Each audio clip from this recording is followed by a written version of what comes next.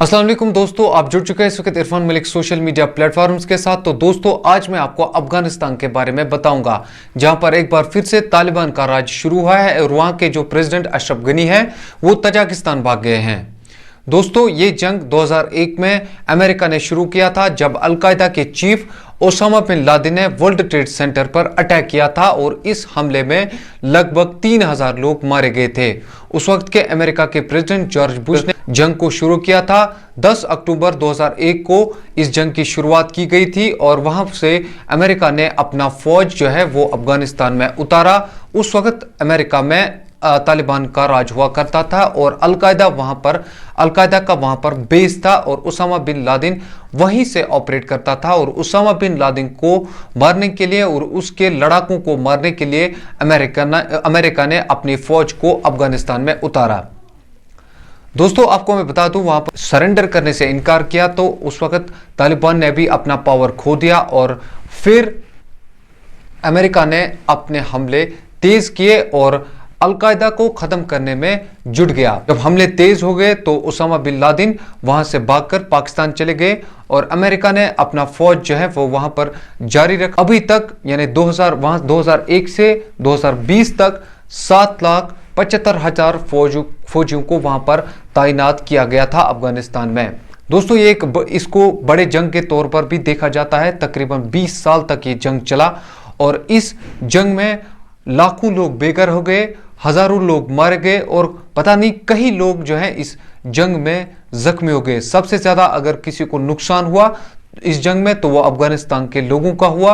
अफगानिस्तान के लोग बीच में फंस गए और उनको यहां से भी मारा जाता था और वहां से भी वो उन लोगों को मारा जाता था और दोनों तरफ से अफगानिस्तान के लोग मुश्किलातों में आ गिरे थे। अमेरिका ने वहां पर एक सरकार भी शुरू की थी जो हाल ही में खत्म हो गई। तो आपको बता दें, वो सरकार जो है उसको अमेरिकन स्पॉन्सर्ड गवर्नमेंट भी कहा जाता है। उसको अमेरिकन गवर्नमेंट हर एक चीज मुहैया करती थी, हर एक फंड उनको स्पॉन्सर करती थी अमेरिकन गवर्नमेंट।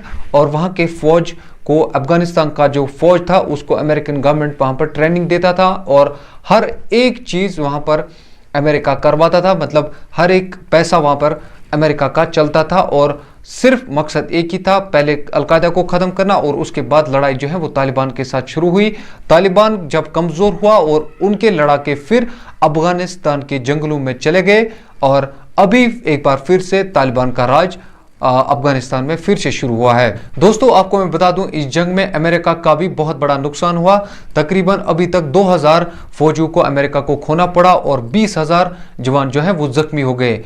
अभी तक अमेरिका ने $1 ट्रिलियन यानी $1 ट्रिलियन इस जंग में खर्च किया है और हासिल आखिरकार कुछ भी नहीं हुआ। तो दोस्तों, मैं आपको बता दूं, मार्च 2020 में कतर के दोहा में इंट्रा अफगान टॉक्स शुरू हुए, जिसके बाद एक पीस डील साइन की गई अमेरिका और तालिबान के बीच में, जिसमें यह शर्त रखा गया कि जिसमें तालिबान की तरफ से यह शर्त रखा गया कि अफगानिस्तान में एक भी गैर मुल्की फौजी नहीं रहना चाहिए और अमेरिका ने यह शर्त रखी थी कि वहां पर आप टेररिस्ट ग्रुप्स को पनपने नहीं दोगे और उनको बढ़ावा नहीं दोगे। इस डील के बाद वहां पर अमेरिका ने अपना फौज निकालना शुरू किया और आखिरकार वहां पर अब अमेरिका का कुछ भी नहीं चला और फिर से तालिबान का राज लौट आया और अफगानिस्तान में जो गवर्नमेंट थी, जो अमेरिकन स्पॉन्सर्ड गवर्नमेंट थी, वो भी गिर गई और आखिरकार वहां पर फिर से तालिबान एक बार फिर से वहां पर गवर्नमेंट लौट आया और अब तालिबान वहां पर सरकार बनाने जा रहा है और इसका अब जल्द ही ऐलान होगा। आपको पूरे जंग के बारे में बताया, जो जंग 2001 में शुरू हुई और 2021 में खत्म हुई। तकरीबन 20 साल ये जंग चला और इस जंग में सिर्फ जाने गई, दोनों तरफ से जाने गई।